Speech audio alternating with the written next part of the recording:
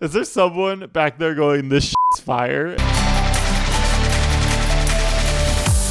Hey everyone, how's it going? Today we're going to be diving into another popular request, Mercurial World by Magdalena Bay. I don't even have to say for those of you that are new here, because this is going to be on Patreon at first, and for those of you that are watching this in the future when it goes public on YouTube, hello from the past. I've been really wanting to dive more into this group ever since we discovered them on Imaginal Disc, or rather I should say we listened to Kill Shot just to test the waters, and then we went right into Imaginal Disc. Now, I did have some people tell me after my response to Imaginal Disc, and again, guys, we got all kinds of reactions to that. I'm glad some of you guys vibed with it. I'm glad some of you sort of gave me some sort of backstory or some sort of conceptual information regarding the album. But one thing I want to let you guys know just while we're here and while we're on the subject, these videos are for entertainment purposes. They're for educational purposes. I'm here to sort of sit through things and to sort of give them my ear and to sort of dissect them a little bit as best as I can. So please try not to take the things that I say to heart. This is just for fun. If there's something that you really, really like and I'm just not jiving with it, it's just a subjective matter of opinion. And we all have our own tastes when it comes to music. So let's go ahead and check this album out. And I had a wonderful member of our community sort of comment on one of our recent posts and told me that Genius is a great place to go for sort of finding out backstories or concepts and doing some sort of deeper digging into things. So a light bulb went off in my head and I went, oh, that's a great idea. I use Genius when I don't know what something's saying or when I'm confused about a lyric or something. So why not have it open on my secondary monitor while we're doing reactions? I wish I thought of that.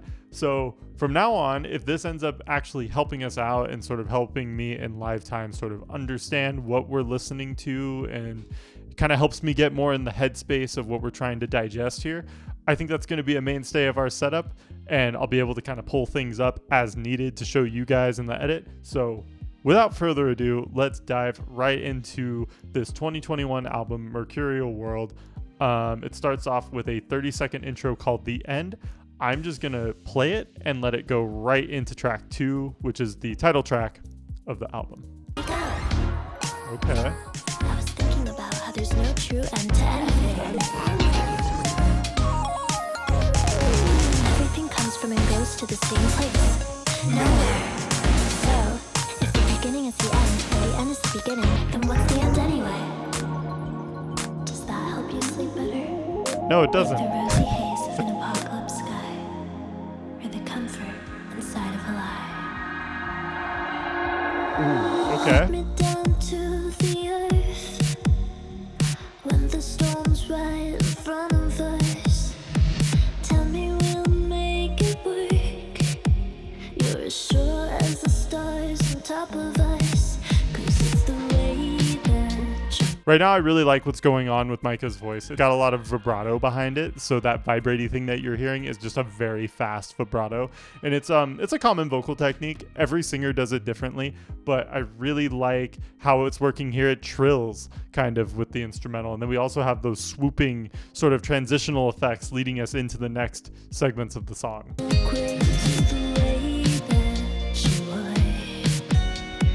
How could I doubt the obvious? We're spinning around, Okay. down, living in the Mercurial world. You'll be around, always holding me down, living in the Mercurial world. All right. It's kind of ironic that I was just recently listening to Porter Robinson for inspiration, and this drop of this song right here totally sounds like something off of Worlds in a way. Like it's got those glitchy sort of pixelated sounding synth passages, and it also has a really interesting chord progression. I want to point that out. So normally with synth pop, you kind of have your pop chord progressions that is usually like a 1-4-5-6 song, or 1-4-5 minor 6 song, or a 5-1 minor 6-4 song. Like those chords are usually the main ones in rotation. This sounds like it uses something from either the second or the third scale degree somewhere in there to sort of add some variety, give it a bit of that progressive attitude.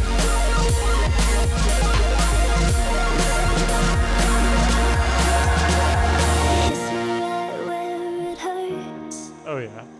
Wash away all the fallen dust. Worried I'll make you worse, but you're teaching me how to trust in us. 'Cause it's the way that we are, steady and strong when it's all so crazy. The way that we are. Oh, I love that. So how could I doubt the obvious? We're spinning around, so let it rain down. I actually got to stop here for a second, and I wanted to talk about how cool the drums sound in particular. And I know that might be a weird instrument to sort of stand out at this point, because we have a lot of very good melodic sonic elements happening to very much complement Micah's vocal range. But I love the compression amount that's on the snare. I think it's a very nice warm tone, and it gives it that very synth pop sound without sounding too retro. Even me personally, when it comes to dialing in synth pop drums, I tend to just go straight for a Lin drum and then do my own compression and stuff. But this sounds like a reprocessed and reprocessed and reprocessed drum sample, but with a couple of other variators in between to sort of give it more dynamic when the like ghost notes are happening in the fill. I would say so far is a bit more my personal speed subjectively. It's very colorful, and it's also very, it's got more straightforward synth so far and a little less glitch and drone ambience. Let's keep going. Living in the Mercurial World, you'll be around, always holding me down. Living in the Mercurial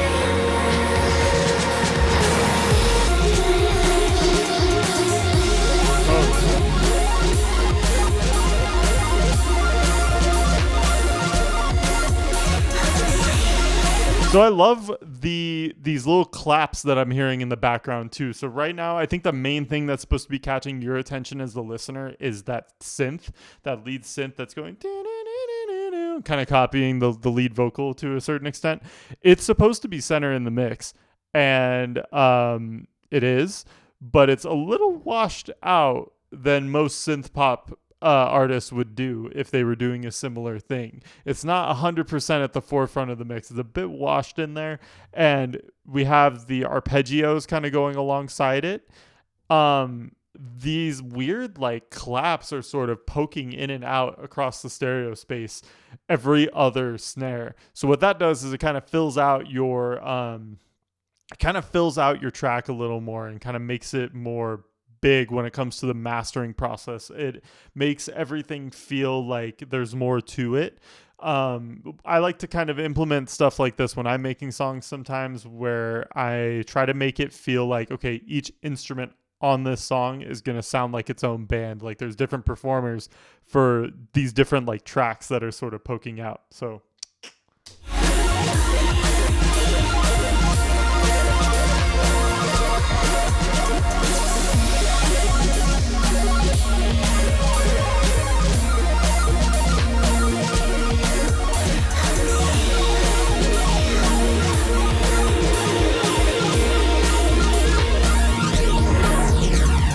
we're going to do it.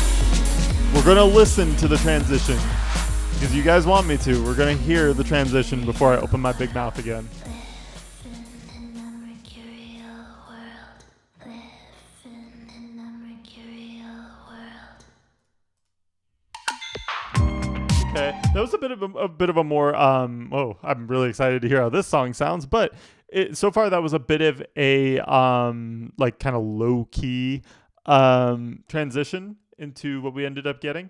I really like that. I thought it was a nice taste of progressive, jazz, indie, synth pop, and just the what I would call the Mag Bay formula at this point, because some of that track reminded me of what I heard on Imaginal Disc, but like I was saying, a more preceding version of it. So like it was a bit more straightforward. There's a bit more of a common sort of musical formula to it, which makes it a little easier on me to sort of dissect in real time. But really good rhythms, really straightforward. It sounded like it was in a minor key, and I also just kind of liked how, again, it sounds like Grimes fronting Daft Punk. I'm just gonna be that's like what this band like sounds like to me. A contributor said, as an adjective for the word mercurial means it's forever changing and unpredictable. So who knows what that means? It could be completely subjective. Let's see what they have for us on Dawning of the Season.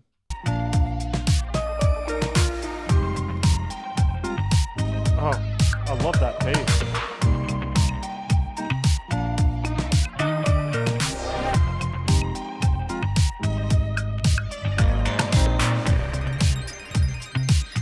She say about me, hands in pockets so deep.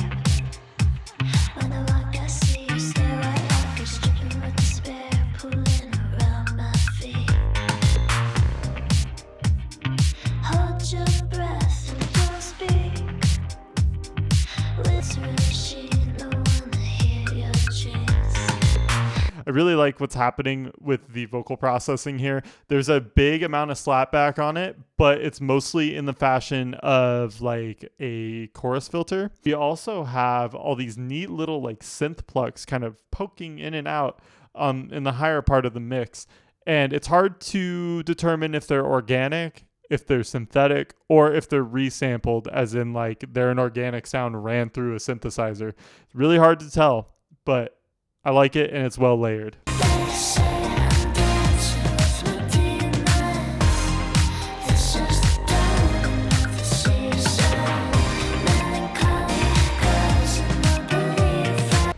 Oh, yeah. Oh, that was kind of cool. Okay, so a couple of things. That bass line is infectious, and I said the same thing, I think, about the song Killing Time off of Imaginal Disc, as well as Kill Shot. What I really like about specifically the funky like bass lines that Magdalena Bay bring to the table is their dynamic. Again, I don't know if I think his name is Matthew. I don't know if he plays like a real bass and just puts a bunch of pedals on it, or if it's all synthesizer with an occasional like real bass, but it has so much dynamic to it and so many layers that you can't even tell if the sound has changed going between these song sections. It's an insatiable sound. It's just so it really is infectious. Oh, and that was another thing. Sorry, real quick. The vocal part going into the next into the verse, I think it was when it got really quiet and Micah's vocals were just kind of like in the middle. There was like a reversed version of what she was singing, just sort of scooping up like this behind everything. And I thought that was a really cool sound design choice. Like those layers underneath. Oh.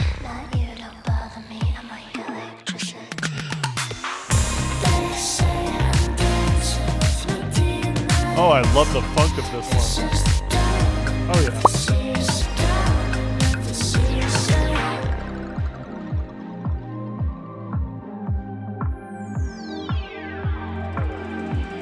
They really love doing that just big ambient layer, don't they? I mean, like, it's cool. It really is. Like, there's a lot to be said about what it takes to have a very, like, stunning layer, like just a very like well sculpted, well thought out, well composed layer. And I love hearing it done in a sense of like it's not just eating the whole track from the mix, like from a mix standpoint. It's not just destroying the mix. Sometimes when you're producing a song and you're trying to make a big atmosphere, a lot of the like low mid frequencies get sort of drowned out and scooped in with all the other instruments. No matter how hard you EQ, it's actually a really difficult thing to do. So to hear it done very well, they kind of make these ambient spaces and then box them in to make them sound a little more vintage or a little more packaged. And I think a lot can be said about that.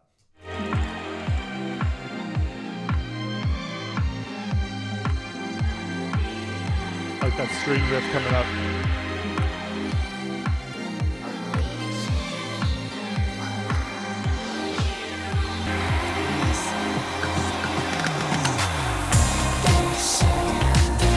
Oh my god, nice.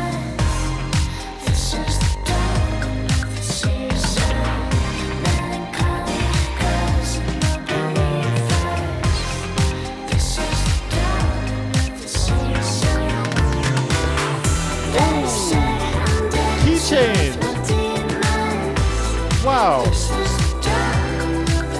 That was a really, really, really good keychain.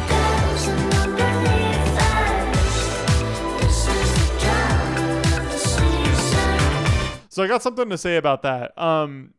Key changes are hard to do. Once you get a little more familiar with doing it, like whether you're a producer or a musician, right? Learning how to properly do a key change is kind of hard because you have to get your ear used to, okay, playing the same chorus or the same like verse part in a different key. Once you kind of get over that hump, it's like, okay, it kind of becomes more natural. Like, okay, I was in F major, now I'm in F sharp major, for example. Hearing it done almost kind of like a key change, like you're going up like 3 and then the 4th is like the actual key you decide to stick with. That's really hard to do. It's tough. When I'm producing a song for someone and they want a key change, it depends on the song. Sometimes you can just drag all your elements and just transpose them up. Depending on what they are, you might have a couple of artifacts depending on what sounds are in your song that you're working on. But here it almost sounds like they literally just replayed everything manually because I can't tell with them what's synthetic, what's organic. I almost want to say a decent amount of it is organic because it sounds like it was physically played again in the new key of their choice. So we're going to let this play into the next song. Oh, that bass line. Why does it sound better in the new key?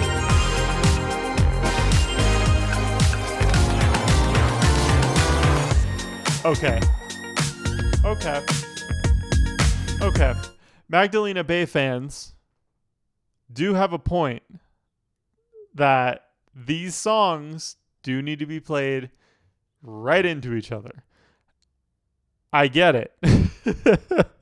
I get it. And to those of you that are seeing this later on YouTube, I want you to know I will scream it from the rooftops. I get it. You know, in the world of streaming and Spotify, we've lost the feel of the album, and that was a really cool transition that I would have missed out on if I was like, stop, hold on, guys, I got to talk to you about something. So that was a great transition into track 4, which is Secrets, and then in parentheses it says Your Fire. Let's see what's going on here.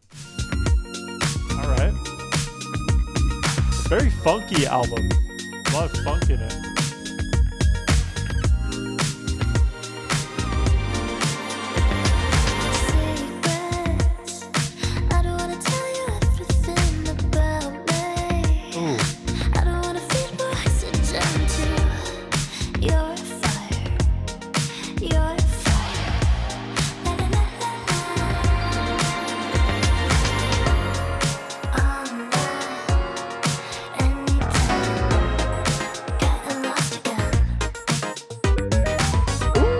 Okay.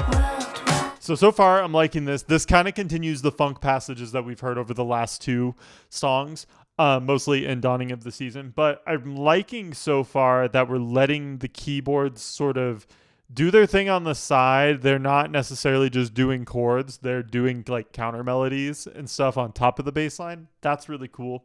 And I'm also really liking, again, just these crisp drums and the funky bass. It's really nice.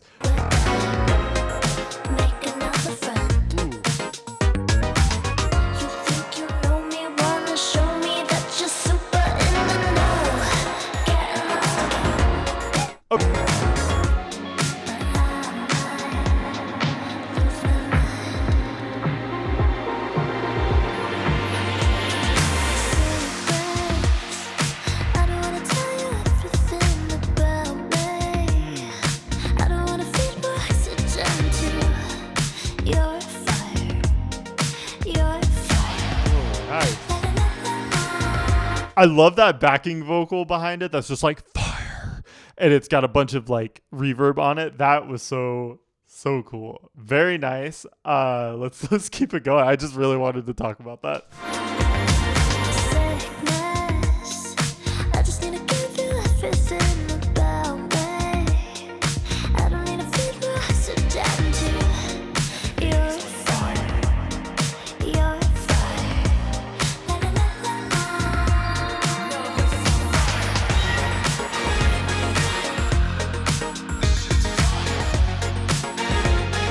Is there someone back there going, this shit's fire? And they're just like blending it in with the reverb. That's really funny.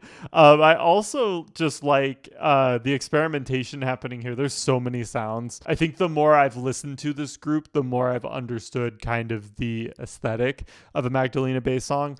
I didn't really understand it even after I listened to Killshot or after I listened to Imaginal Disc. I just didn't really understand it that well, but I can definitely sort of see what that sounds like now. And I definitely do hear the progressive rock roots because it sounds like the bass back there is being slapped. It sounds like a real one, but then it goes up into these synth layers and then I get confused. I'm like having a really hard time with it. two more times, getting lost again. You're like just what I Oh, like. Make another friend.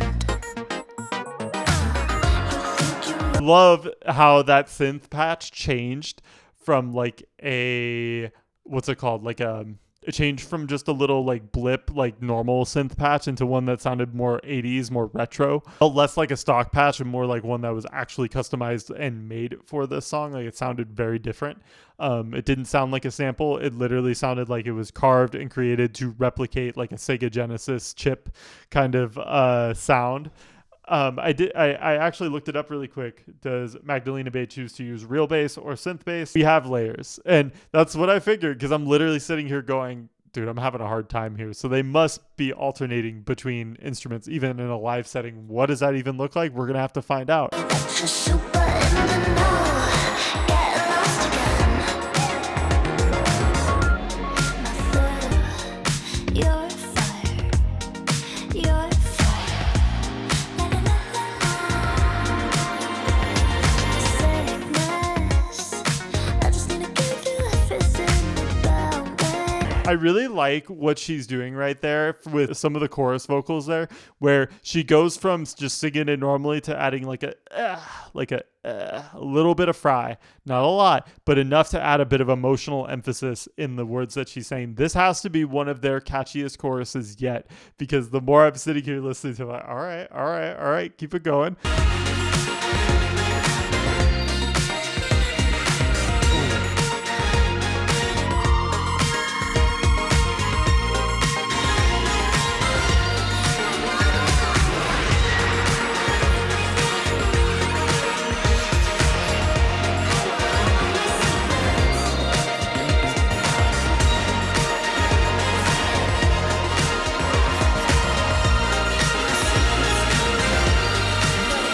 So I'm trying to think. That I think is my most favorite Magdalena Bay song up until this point. I like it because it's accessible. I think people who are outside of the Magdalena Bay like circle can get into it. And I said the same thing about Killshot. I almost want to say this is a better candidate for that. And my reasoning for that is it sounds like a normal song on the surface until you actually start listening to the layers. When I listen to the layers, that's when I hear electro, I hear funk, I hear progressive rock. I heard a little bit of that. There's a bit of a more like progressive rock background on this song. You can hear it in the drum work. You can hear it in the background vocals, especially with the screamy, like sort of fry thing that they're doing back there. And just more like attitude, like up in your faceness of some of the performances on here. Let's let this transition into track 5, You Lose.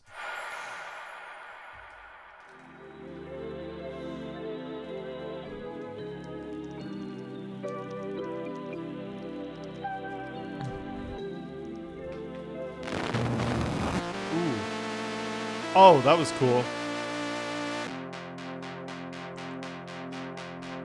Oh, wow. Okay, so what I liked about that, that synth, when it transitioned, it was so distorted. It was so bit crushed.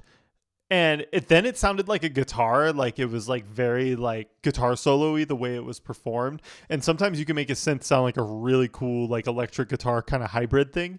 And then it sort of rhythmically transitioned and evolved into a synth pop pluck, like one of those like typical 80s synth pop ARPs. And I like the way it's processed so far too. And it sounds like it's being used as like just a very mid wide instrument. We'll see how it expands going forward. Oh, yeah, that right there.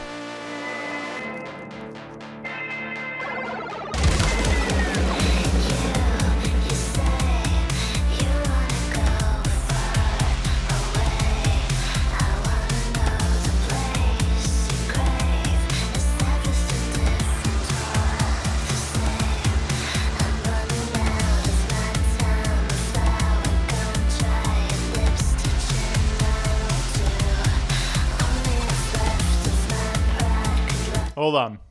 There are things to discuss here. Why does this sound like an alt-rock banger, but with synths? Like, that is so cool. I loved how deceiving it was going through like that sort of like analog funk journey just to end up here. The amount of like attitude here reminds me of like Pixies. It reminds me of like a little bit of REM and like Smashing Pumpkins, like very 90s rock. Which is kind of like, I think the song was called That's My Floor on Imaginal Disc, had a little bit of that. But here, it's like a guitar. It's like a guitar synth thing. It's like up in your face. And I love the way that Micah's vocals are processed here. It sounds very, very, very rock, which is different and kind of a cool little transitional moment on the album to have that just a couple of tracks in.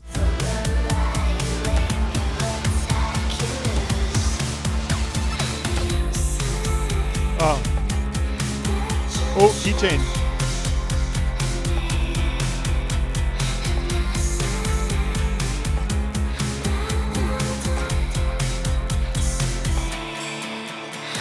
So before we go into the next little explosion there, I want to point something out. So I thought it was a key change and it wasn't. And what it was instead was called a borrowed chord. And what a borrowed chord is it's when you take a chord from another scale and put it into your song. So like, let's say your chord progression is F major, D minor, C major. Pretty common chord progression. Pretty simple. It's just 3 chords. Let's say for your next part, you wanted to put a borrowed chord in there. So you go F major, D major, C major.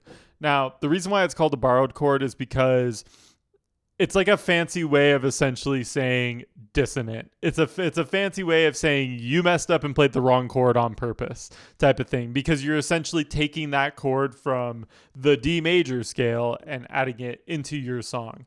It's really only done in a lot of avant-garde, a lot of jazz, a lot of experimental, a lot of sometimes rock music does it. That's actually, when I was learning about what borrowed chords were, they said that a lot of aggressive rock uses it. That's why sometimes you'll see in rock guitar tabs, they go down like multiple half steps in a row. That's all borrowed chord stuff when it comes to music theory. That's the term they use for it. But it really just means you're dissonantly playing different things in a row that aren't diatonic. They're not in the same scale.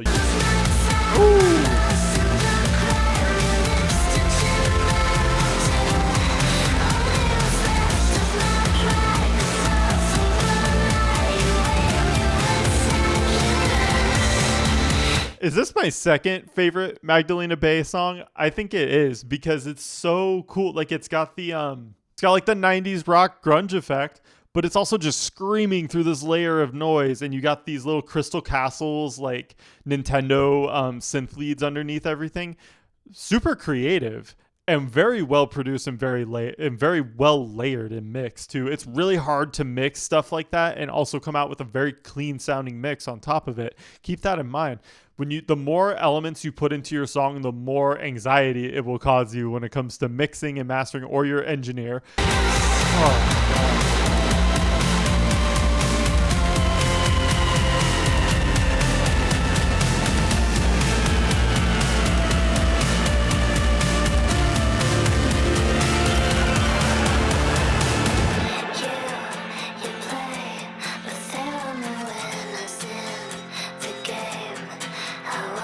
I love the way it came down, and now we're like back to the Pixies 90s thing.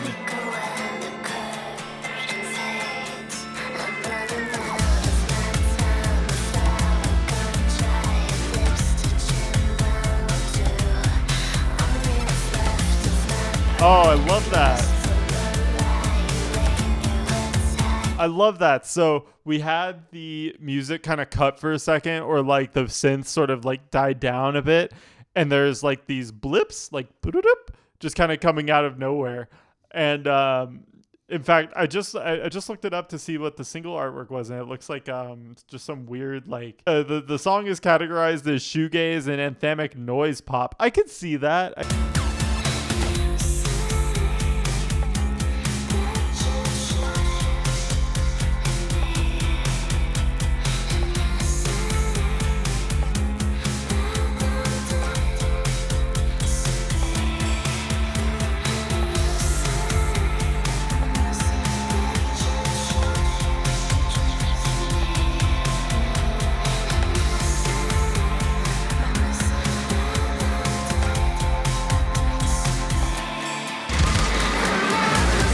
Yo, hold on. Wait, hold on. What? Wait, you can't just make a like metalcore like drum fill out of thin air like that. Come on, I mean you can because they just did, right? But you can't just do that, right? This is a synth pop group. You can't just like prog rock like metalcore right out of the gate like that. That was insanity. I'm gonna have to listen to that again. Hold up.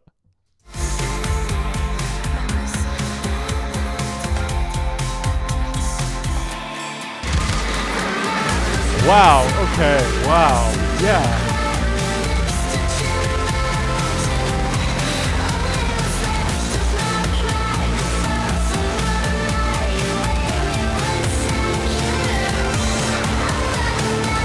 Okay, so below all the noise right there, we actually had some really clean, like just a swell of like older instruments. It sounded like a harp, a bunch of chimes, a bunch of stuff like that.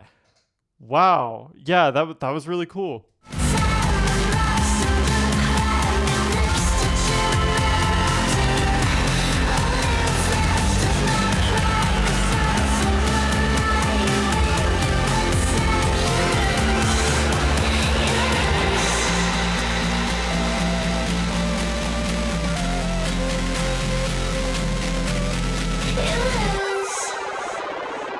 That was such a cool song. Yeah, so that and Secrets have to be my favorite Mag Bay songs. Those were great. And I do have to say, some of you were right. Mercurial World is a more accessible album for sure, without a doubt. It's most definitely a more accessible album. It sounds like it's more pop centric too. Yeah, we're gonna let this go right into track 6, Something for Two. Okay. Is this like the predecessor to That's My Floor? Because it's got that like hip hop, like alt rock sort of shuffle thing going on.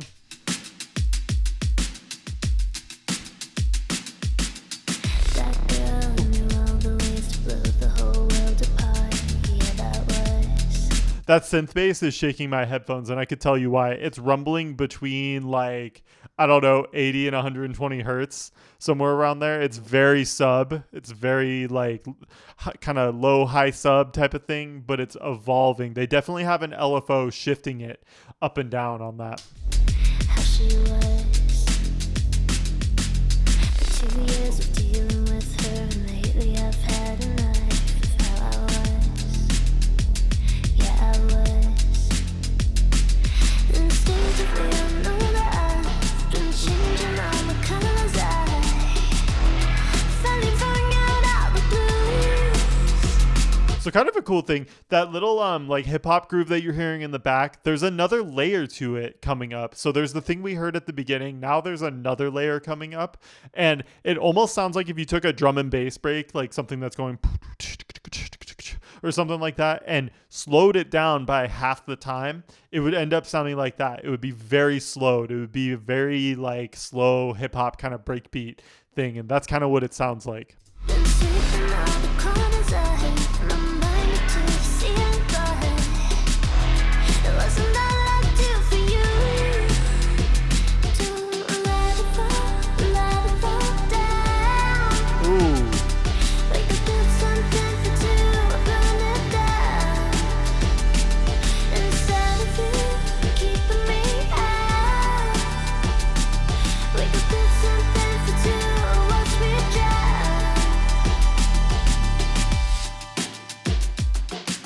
So what I liked about that, hold on.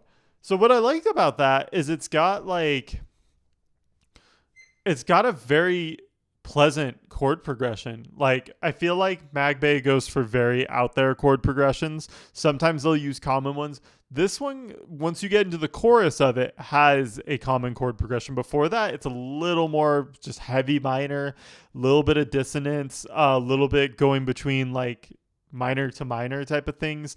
It's not very diatonic. It's more jazzy. And then we go into the very, very pop parts of it, which are nice. And I'm hoping that this strikes a nice balance for the rest of the track. That girl knows all the ways to make you laugh till it hurts. Yeah, she does. Yeah, she does. That girl, believe it or not, is running all out of ways. Sitting there, and straight to the no left, and changing all the colors out of the blue. Oh, nice falsetto.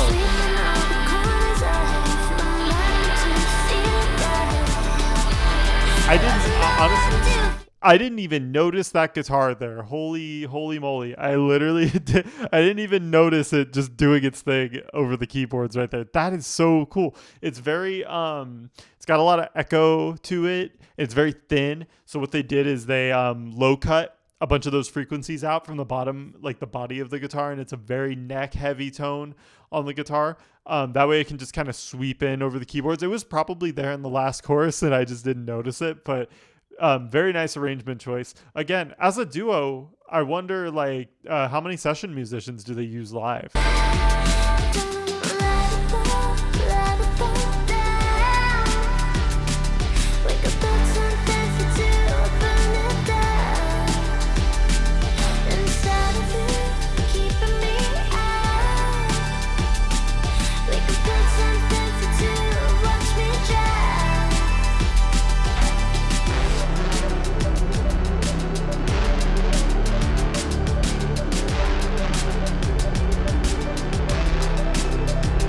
So, how come all the cool stuff happens when I'm eating? That downward spiral of like dark synths actually sounds kind of hopeful in a sense. Like it's sounding like this beautiful melody is coming out from underneath like the despair that the synth is bringing. Like the synth is giving us, I feel like on a song like this, you'd either go for something dark and industrial or you'd go for something like super poppy and catchy and very algorithmic. And like I said on Imaginal Disc, what Magdalena Bay succeeds at doing is making music that has so many contrasting elements to it.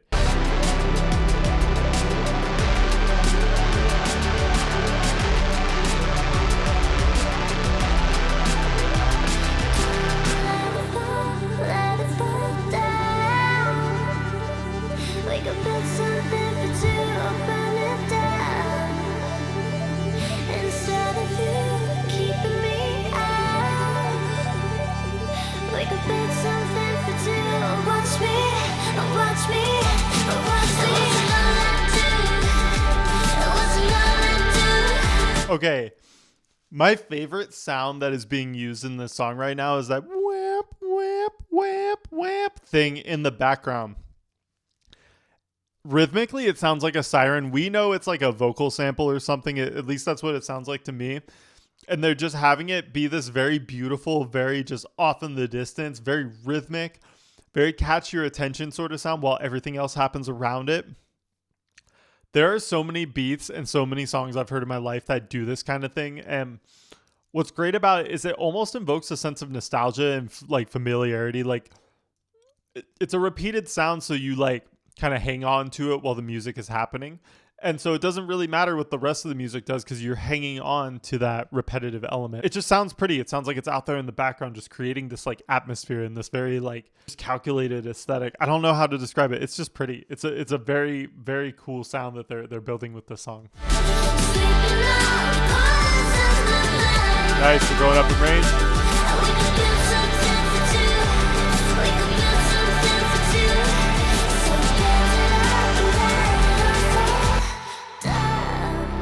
Nice.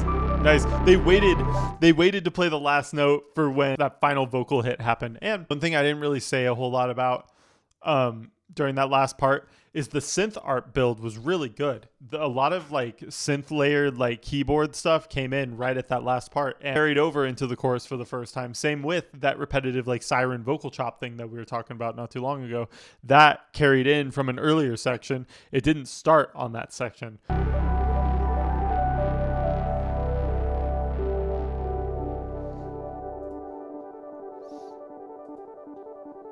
Oh. That was a cool transition.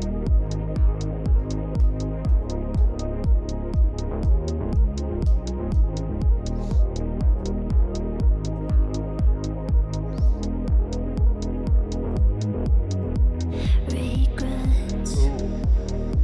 The things I should have said. Okay. Was I a bad friend? It was only that bad with you. I'm sorry. Did you feel lonely? I didn't realize back then it was really that bad for you. September started sweet, then winter got so mean. So right here, we actually have a really cool thing happening. So a lot of the chaos has kind of died down on this song, and instead we just have a pulsing like house beat.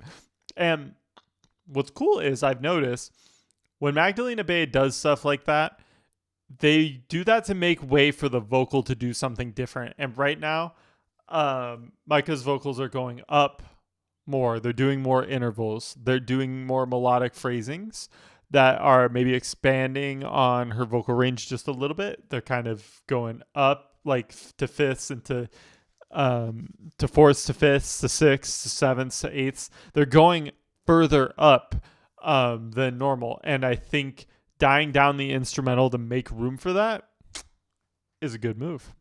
If I could do it all again, I would have said, Chaeri, please, you're killing me. Oh.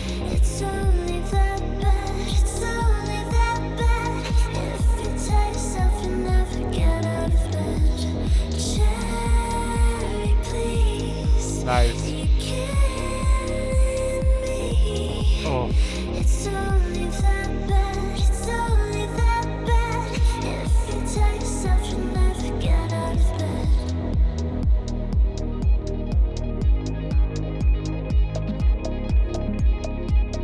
Okay, so two things just changed right there. First of all, love the chorus, love the vocal performance on it, and I like the way that everything sort of progressed into it and sort of let it bleed in. And then we also had these little percussion layers kind of coming into the drum section a little bit.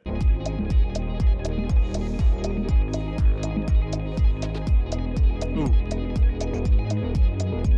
Forget Oh. the way things could have been. Did I learn anything? It was only that bad with you. September like a dream. I like that right there, right? The winter gets so mean. The storm was under me. Oh, now we got some over here, okay. If I could do it all again, I would have said, Chaeri, please. Woo! We're getting bigger, guys. It's only that bad, it's only that bad. If you tell yourself you never get out of bed, Chaeri, please, you're killing me. It's only that bad, it's only that bad. If you tell yourself you never get out of bed. All right. Hang in there. Just hang on 1 second. So, wow. So we had every instrument pretty much in the song build up. Every instrument pretty much got a new layer or two, had a bunch of EQ sort of bring us up into a bit of a rising state. And then a new synth comes into the fold, and that has a bunch of lead qualities to it. It sounds like a big like super saw type of synth. and it's so heavily distorted and so jacked up. And what they've done is they've had it tail up with the EQ. So what you can do with the EQ is you can sort of shelf off frequencies, and you can use things like automation to sort of bring them up over time. And that makes a wonderful transition in songs because you can sort of scoop listeners into your next section. And I have a feeling this is going to either be a really raging banger kind of part of the song, or it's going to be a breakdown before that happens. It's a little mix of both. It's a little mix of both. God.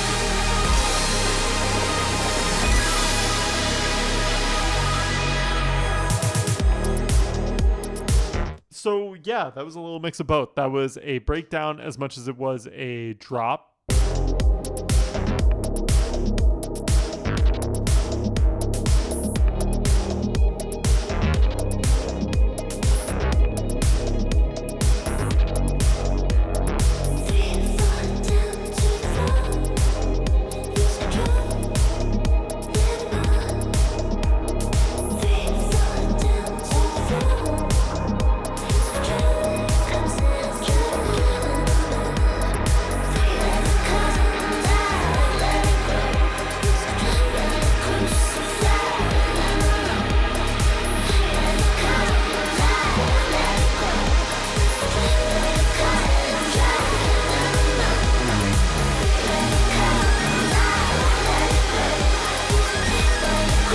These noises are so like well calculated. These musicians have to be like mathematicians. I know you guys said they have a jazz progressive rock background. They used to be in a progressive rock band, but they have to also like just be crazy with like math and know, all right, if we have this happen for like this amount of milliseconds, it's going to trigger this response, or it's going to make it feel awesome when this happens.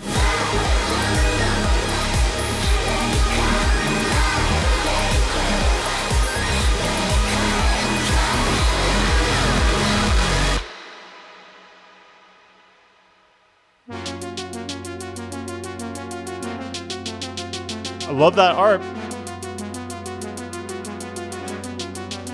Very analog. No matter where you start or where you end, you are in between the where and when. You are in the middle of the... Yeah, so that was a cool transition. I think I like that we also now have an 808 present, because that's a familiar sound to all of us across any genre. Do you feel half empty or half full? Is everything beautiful? Or now for the circle in the middle stays the same? Oh, okay. All right. I see you, Magdalena Bay. I see you. We're doing call and response here. We are using those vocal chops to call and response with the lead vocal. So when the lead vocal stops singing, the vocal chops happen, and that makes us want the lead vocal to come back. But then when the lead vocal stops, we naturally, as human beings with ears, want the cool, catchy vocal chops to come back to fill in the space. So I see you. I see what you're doing. You're doing a call and response.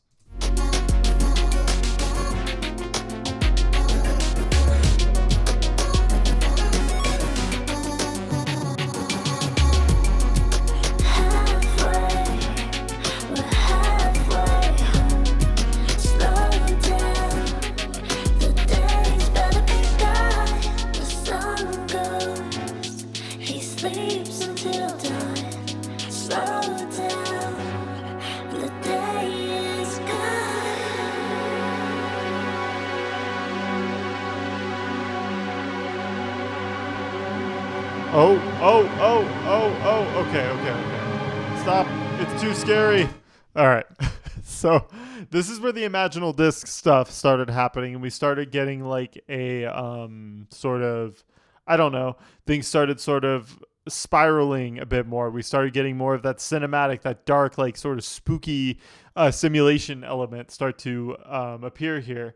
And I think it's kind of interesting, right? Because I didn't think about this till after I did my video for Imaginal Disc. A lot of music, like back in the day, like 80s and beforehand, even some of the 90s stuff, pretty much before the 2000s. A lot of music from eras before the 2000s would do a lot of sort of just dissonant swells. And that really dates back to the earliest forms of music like chants and classical music. Because back then, I mean, it was just normal to kind of make your listener feel a little off so that when you introduce something nice and friendly, they really felt it a bit more. And I think that, you know, being progressive and jazz musicians, Magdalena Bay feels like it's kind of sort of, I guess, their duty. This is just the vibe I'm getting, right? It feels like it's their duty to sort of bring some of that element back into their music. And I can really feel it on songs like this because we had a very nice jazzy, even pop chord progression a little bit. It had a little bit of pop in there, but it was very jazzy, very indie. And then now we're in like the big scary swell. So let's see. I'm going to let this whole next 40 seconds play into the next song, which is track 9, Hysterical Us. Okay, I like that part. All right.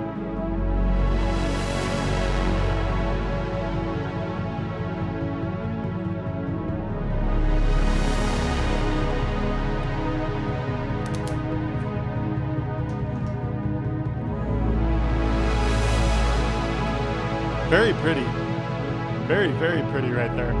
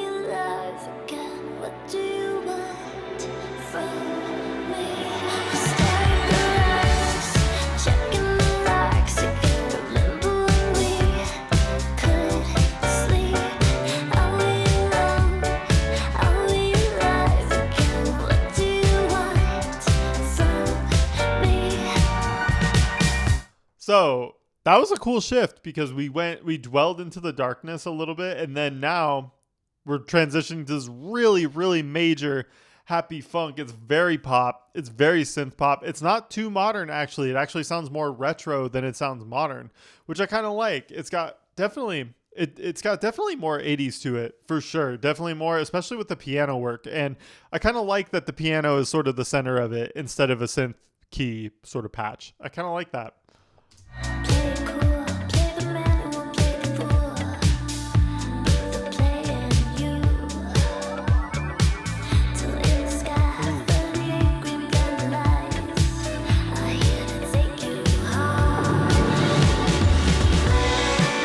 That was cool. That was a really cool riser that led us into that moment. But I want to point out just a really small noise. Like I really want to point out that sort of string sample thing that sounded like it was going between like 3 notes right there. I really like that it sounded like a sample, but it was probably manually played by the group.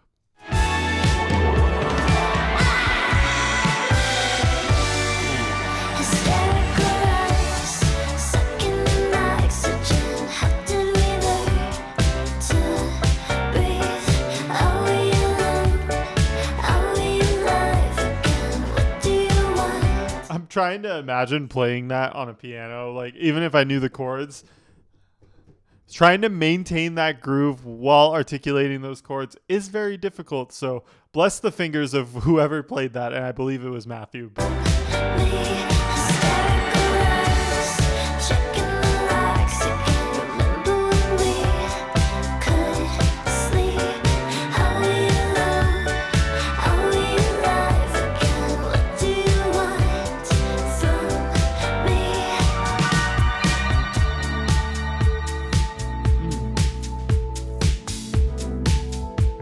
Oh, I really like that noise right there. The bop, bop kind of noise back there. that is a very good example of like foliage or just having like more rhythmic elements in your mix. Kind of like what happened on, I think it was Something for Two, where we had that sort of like rhythmic vocal chop thing in the back. I think stuff like that really helps define your song a bit and add more texture to it without sounding too extra or overboard. Sometimes you just got to have a little quiet, like repetitive noises in your mix to sort of make the other stuff in your song feel a bit more important, because it's more tucked away, it's more in the back, and it provides a bit more background sort of mix value to your song. You say I'm a winner, a fair resonance breeze. I'd give it away for a reason to be. You say I'm a quitter, well it's all I ever wanna be. I threw it away for a glimmer of something I could try to believe. To breathe, are we alone? Are we alive again? What do you want from me? Hysterical us, checking the locks again, pulling me, could sleep. Are we alone? Are we alive again? What do you want from me? Hysterical us, checking the oxygen. Did we learn to breathe? Are we alone? Are we alive again? What do you want? So, in the beginning of this, I think I said that the title track of this album was their most straightforward song to date. I'd actually like to take that comment back, and I'd like to say it again, but with Hysterical Us. I think Hysterical Us is probably their most straightforward synth pop song. So if you wanted to hear kind of their most normal song, I would say this would probably be a good candidate for it, because it won't alienate you too much if experimental stuff is kind of outside of your comfort zone. I would say this song is a bit more normal, for lack of a better phrase. Let's let this transition into track 10, Prophecy.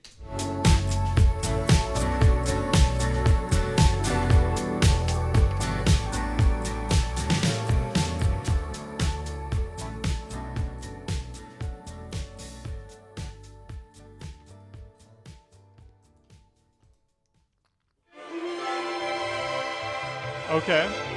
I like the very grand sound that it has right now.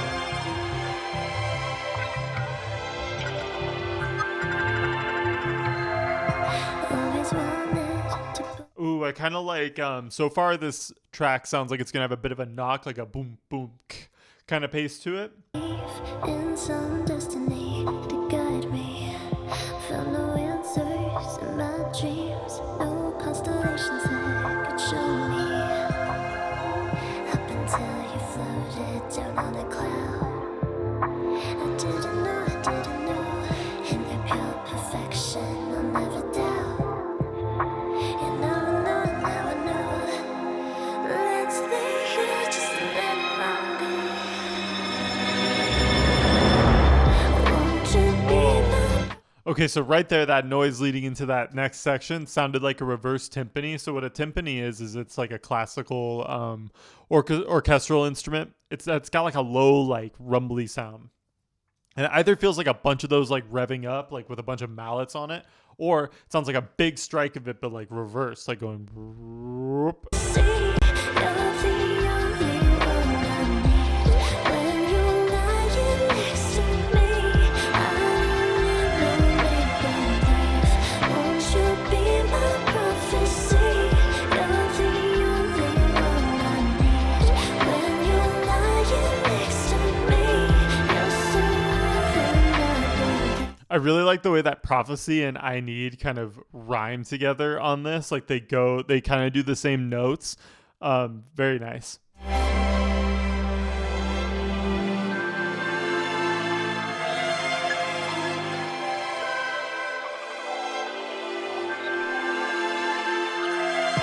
Bury me in white sheets, neighbors' music drifts through concrete. With your arms around me, I don't ever want to be free. I like the way that the low instruments just kind of stopped right there before we get a rumbling little bass line in this next part.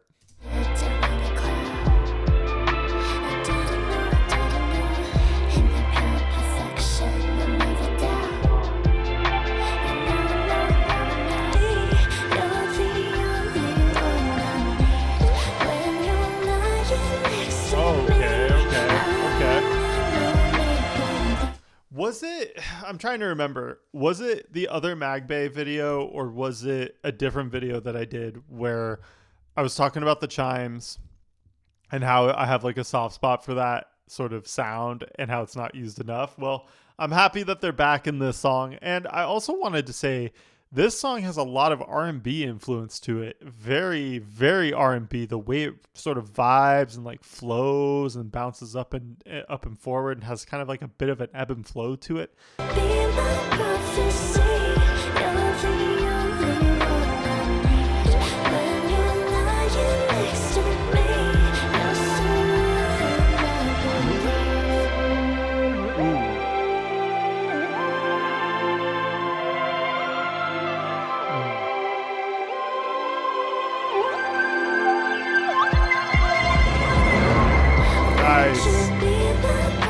I kind of liked having a break from the vocals and it was just this synth solo, but it's almost like you have two keyboards with one guy just going like kind of counter melodying and doing like playing on one and then playing on the other a little bit. That's how it felt.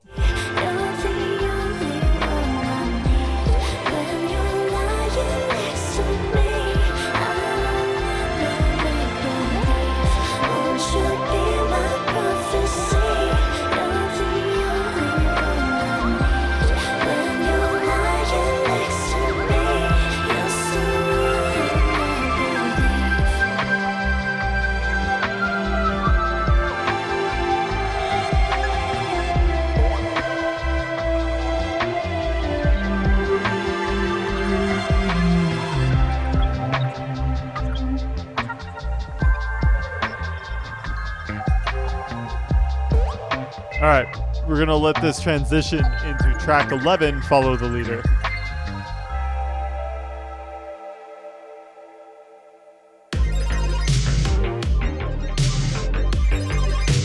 All right.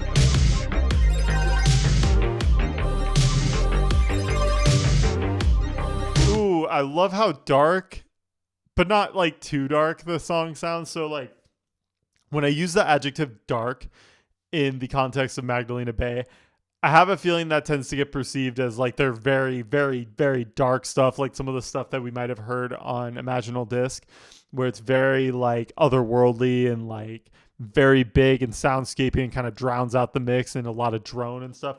That's not what I mean here. I mean like more the minor key, more moody, more like it's still a little pop, but it's kind of got that like moody sort of atmospheric thing to it. That's what this has so far. I love the pixely sounding synths on it too. Nice processing. Oh, heck yeah.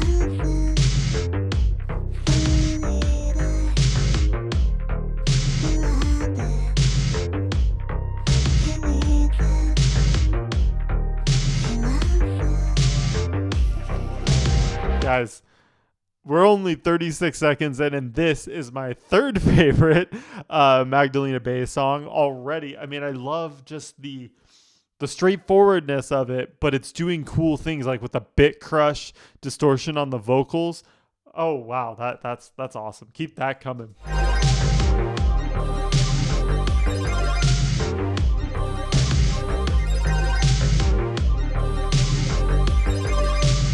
Those are like, it sounds very Crystal Castles almost, but they're very like, that was almost like, that'd be like the singer's voice either being resampled in that fashion, or that has to be a sample just kind of played on like a sampler pad with a bunch of processing on it. Cause that's only the two ways I can picture making little vocalizations that machine like on the grid, is if it was done on a sample pad or if it was just kind of resampled from a performance but still cut up, because it's very precise. It's very on the grid. It's like there's no humanization on it. It's literally quantized.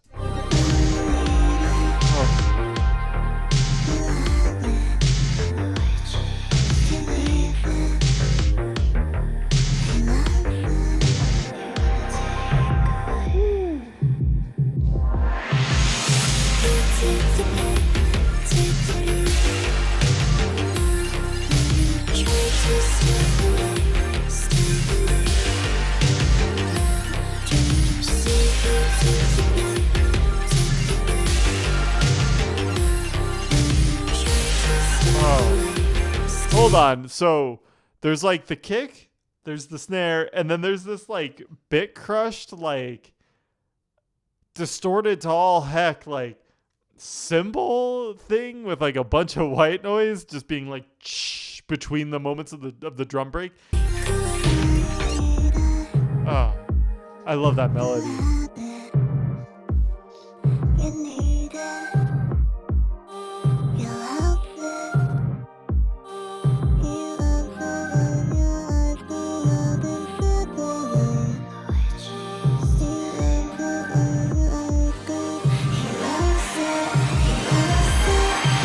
Wow. That transition was so cool and so seamless. It felt like just a nice, big, gradual build. I just love the overall aesthetic of this, the distorted. It gives me a lot of video game nostalgia. It gives me a lot of like very moody, very Tron Legacy kind of vibes to it, but without sounding too like EDM or without sounding too dance. This is very low key. It's very like synthwave without being too synthwave. It's like its own thing. It's its own thing. I want more of this from Magdalena Bay.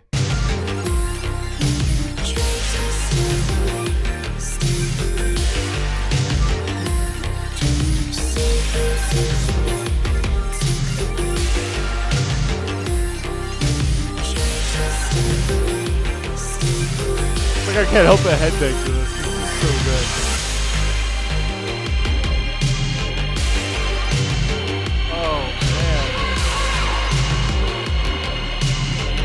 What are those bass layers, man? That's got to be like 3 bass lines just stacked on top of each other. One's clicky, one's sub, and one's like this weird like whoop whoop kind of bit crushy like bass thing.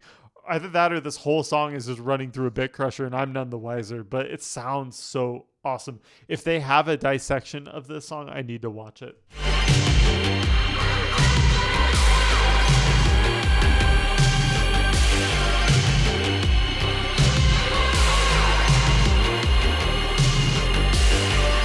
What sounds so great right now is the way that they're experimenting still with vocal layers in the back. They're running a lot of vocals through just strictly the wet knob of their reverb plugin of choice, and they're just making them very big and spacey but tucked away in the mix so that even if they clash with any frequencies, it's washed out. It's in the back of the mix, and it's not going to. And it's a great way to build up just this big wall of vocals in the back of a song's mix. Take the beat. Now will you try to stay awake? So awake. Sweet. Now do you see you took the bait? Took the bait. Now will you try to stay awake? Stay awake. Yeah, so it's just a really cool song. I don't know, like there's a lot to it that I really like. I went on Genius to try to figure out what the song was about because I tried looking at the lyrics and I was like, okay, I kind of like the switch that they do there where they kind of make it more about the like the ha ha ha you fell for it type of thing, and I was trying to see like in context what that meant, but instead I actually found out some really cool information on top of it. So this says, and this was from Mika, I think the vocalist. Matt had this instrumental, and the melody I wrote over it just wasn't working. So we tried to be a little experimental. We were watching some of those Hatsune Miku compilations on YouTube, another pandemic rabbit hole. So I think I know a little bit about that, just mostly like Vocaloid stuff. We tried to buy a Vocaloid, but it was very expensive, like $300. So for those of you who don't know, Vocaloid is like a way to kind of have like your lyrics and melodies being sung by an artificial voice. I mean, the first time I ever heard of Vocaloids, I was in like late high school, early college. So about like 9-10 years ago now. Yeah, I remember they were very popular at the time. There was a lot of people kind of coming up with their own Vocaloids, like different characters that could sing parts of your song. And spending $300 on a Vocaloid, I didn't even know they were that expensive. And so he says, so Mika just imitated the Vocaloid with her mouth, and then I put some effects on it. There's something about the uncanny valley that's just very appealing to us. Like when you see a puppet that looks very human, but it's not quite there. It's very creepy. So they definitely do go for creep factor in their music, for sure. With that being said, with just the amount of like sort of nonchalantness nonchalant nature that is in that statement. This definitely checks all of those boxes for me. Let's have it transition into the next song, which is track 12, Domino.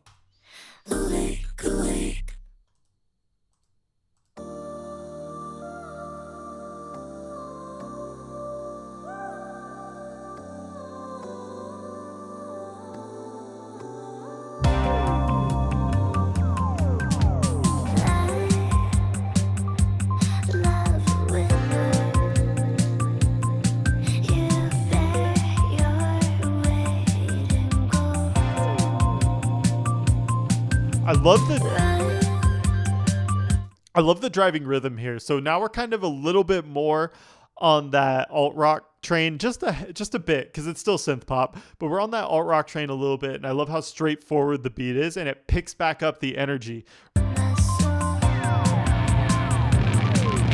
Oh, all right.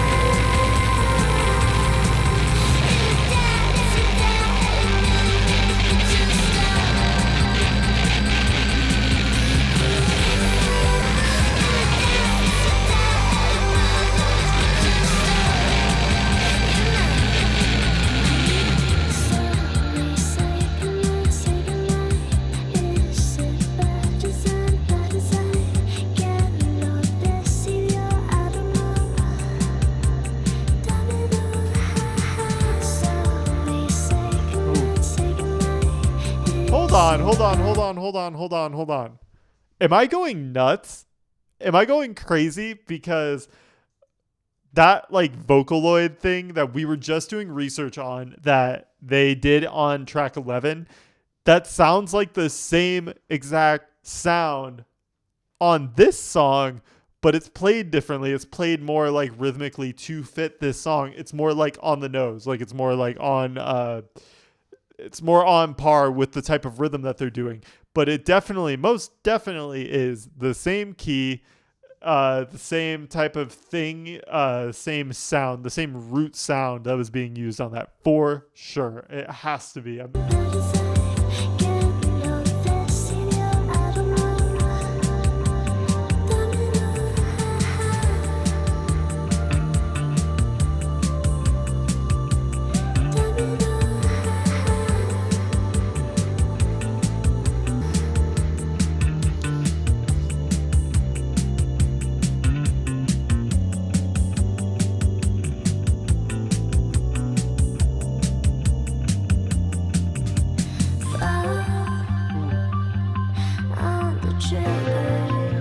I really like all of these little like plucky sounds kind of coming into the fold.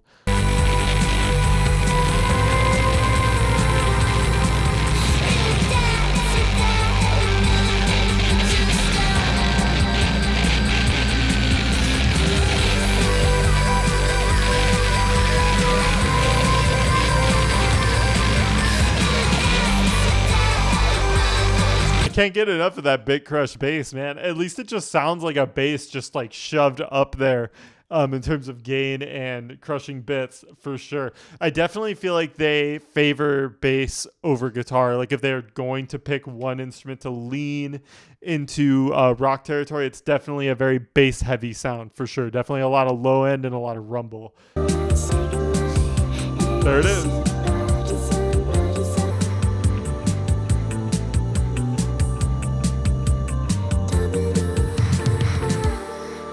That was a cool little fill. So that took away from the straightforwardness of the rock sort of noise rock groove. And now we're going into more jazz territory, I think. Let's find out. In track 13, Dream Catching.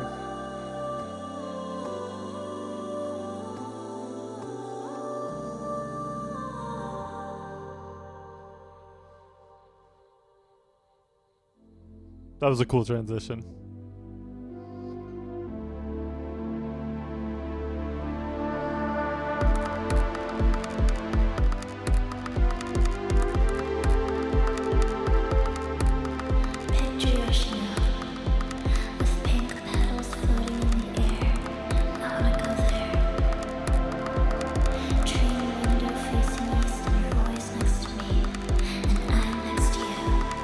I'm next to you. Meet me in this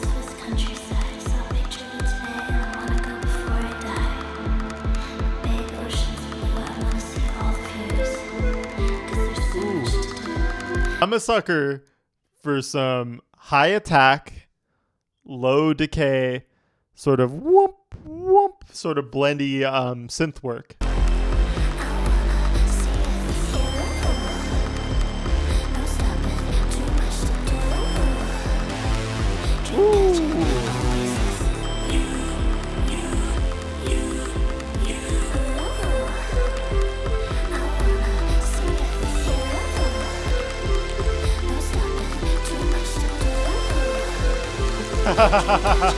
Okay, I like the little interval right there, the boo-doo-doo. Like that's like the counter melody, right? It's like boo-doo-doo. And then later on in the chorus, she sings, "There's too much to do," like goes in with that interval. I think that's really creative.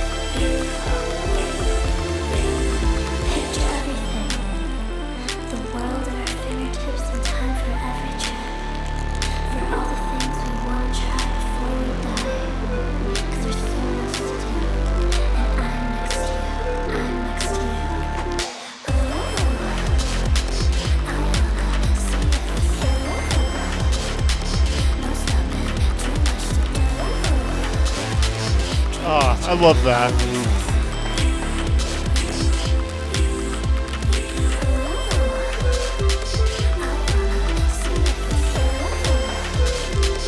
So now our counter melody pluck is being ran through a distortion filter of sorts, or some sort of distortion pedal with a little bit of compression to sort of kill the peaks. I'm definitely hearing that on that little thing that I'm hearing in one of the headphones right now. It's like boom, boom, boom, boom, boom.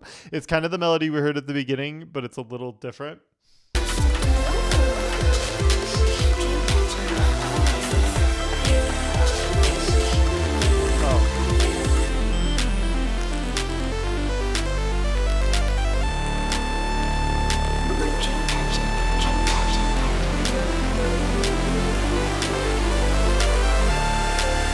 Ooh, we got that riser thing again.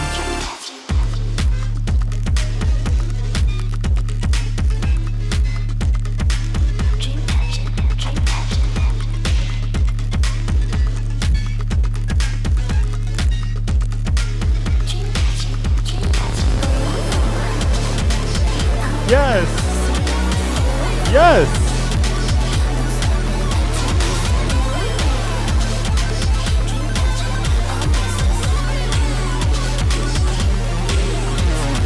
That.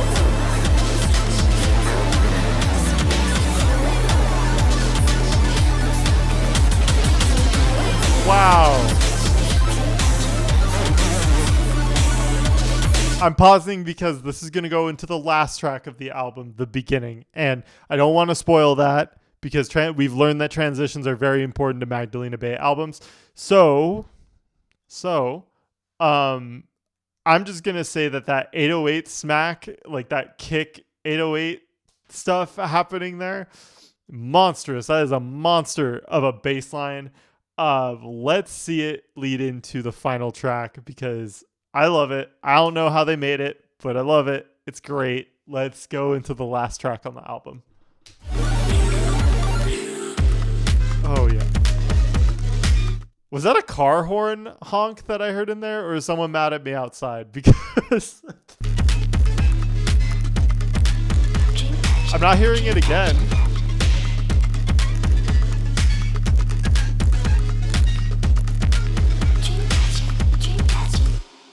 Okay. Track 14, the beginning.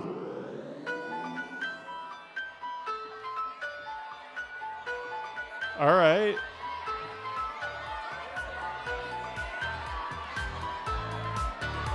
All right, we got some Daft Punk vibes. Let's go.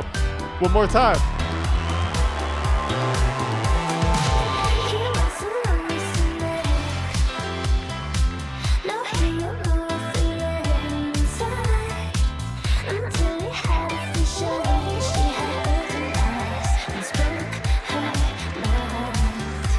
So we're almost kind of back to the same instruments that we had in Hysterical Us, where it's got the piano, it's got this typical synth pop funk thing happening, but it's way more upbeat, it's way more positive, it's way more happy. Like we just went through the most depressing, like despairing thing, and now we're experiencing the happy ending of a movie or something. That's how it feels.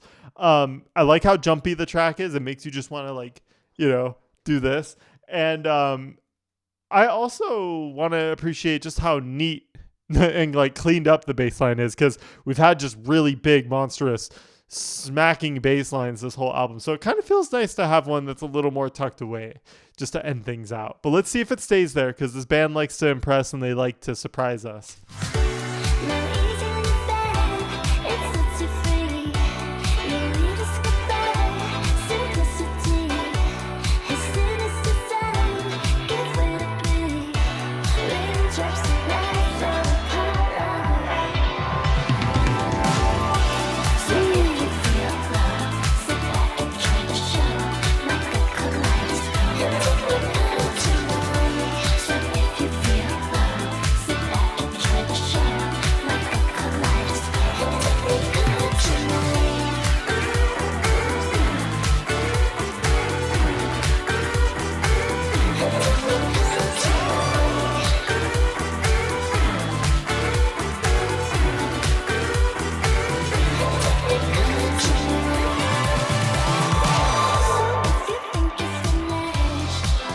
Okay. Yeah, no, it's a little like simple's not the word, because we have all these like fancy flashy like sound effects kind of coming and going, but it definitely is more basic. But even in the lyrics themselves, they address things like you'll rediscover simplicity. Now, I don't know the context of that. I can look it up on Genius when we're done, but so far it feels like we're going back to roots. We're going back to basics to end this thing out.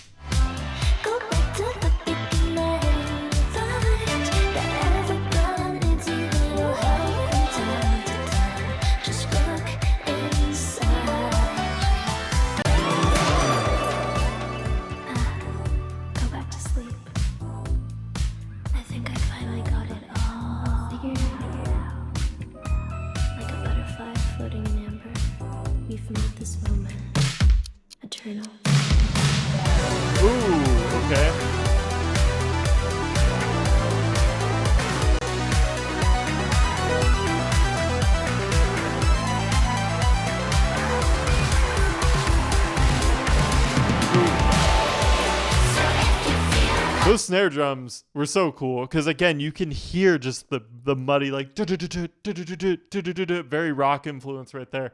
But it leads us into the next section flawlessly. Bigger layers.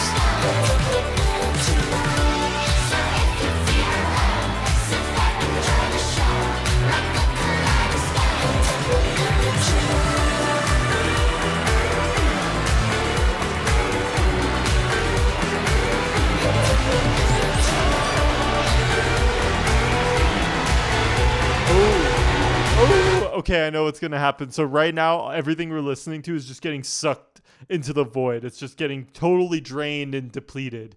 And it's probably going to spiral us out of control leading into this outro.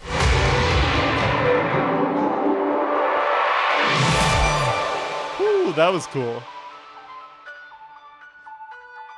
My biggest guess on how they did that was with a bunch of different filters, like a bunch of high pass, low pass. But how they got it to like spiral like that, that's out of my pay grade. They probably had to do some spatial sound or some sort of special plugin to do that, because right now I couldn't tell you guys how to do that. If I was given a week to figure it out, I could probably maybe figure it out, but definitely that's my guess. There's a lot of different filters sort of automating like this and like this and like this, and maybe some panning and like some spatial sound stuff, but I have no idea.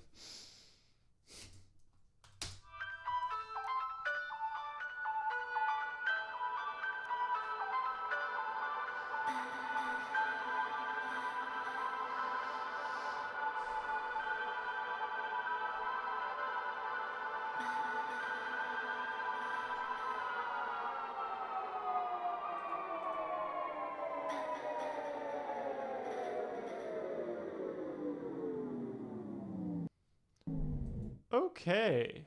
Yeah. Hold on one second.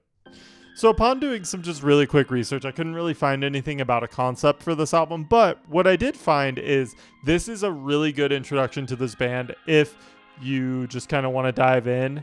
I should have listened to this first before listening to Imaginal Disc. I really liked the sort of ups and downs that were on this. They were easier for me to understand. I think if I had this down pat, like let's say I listened to this a couple of years, like if I listened to this for as long as Magdalena Bay fans have listened to it, and then I listened to Imaginal Disc, I would have a greater appreciation, not just for that album, but I would also understand, okay, when they're doing this kind of transition, this is why, or when they're doing this sort of storytelling element in their song, this is why, or from a sound design standpoint, when they're doing this is why. So this album kind of helped fill in a lot of gaps for me. I would say this album has a lot more on it. That's more so for me. There's a lot more songs on it that I would add to a playlist and that I would listen to, or that I would come back to. And I would also come back to listen to this album again, just in general. Again, Magdalena Bay to me is Grimes featuring Daft Punk or Daft Punk featuring Grimes. You have equal amounts of both strengths from both of those fronts together in this band's DNA. And on this album, I actually heard, now that it's been brought to my attention, a lot of progressive rock, a lot of indie rock, and again, the noise pop is definitely there with those big crunchy walls of noise. And let's not forget about their jazz roots. There's a lot of jazz and even like Motown and soul in there, even especially on the last song, The Beginning, there was definitely a lot of that. I would say this album contains three of my favorite songs from the group so far, and they are my most favorites from them. I will definitely come back to You Lose for that just really attitude-heavy noise rock type of thing. I'll definitely be coming back to Follow the Leader a lot because I love the doom and gloom, like dark wave sort of thing. But yeah, I think this album definitely does a lot for the band, and they showed a lot of their creativity on here, and it can definitely be heard in a lot of different ways. It's also really hard, I think, especially in the time that Magdalena Bay came out, I feel like it was really hard to make cohesive and interesting albums because the 2020s is when we were really fully like immersed in like streaming and the TikTokification of music. So coming up with an album that would really grab people's attention and keep it was probably a really difficult thing for them to do given what was happening around that time. Because, me personally, I was releasing a lot of music around that time, and I mostly stuck to singles and EPs, and I didn't really put out albums because I felt like there wasn't really a point, and that sounds really negative, but at the time, I just felt like singles are kind of your best bet to just kind of show, hey, here's what I'm working on. Do you like it? And sometimes bigger concepts can kind of fall on deaf ears, and even for me on Imaginal Disc, I didn't fully understand it. Even with this album, I couldn't really find a concept. I don't fully understand it, but I can sort of get behind the whole like simulation stuff. Even their bio says synthpop straight from the simulation. So they're very self-aware about their brand identity as a duo, and I can appreciate their musicianship and their sound design skills. I will definitely be checking out some of their videos where they go in depth and talk about what really goes on in the DAW, how they make these songs, because the craft is there.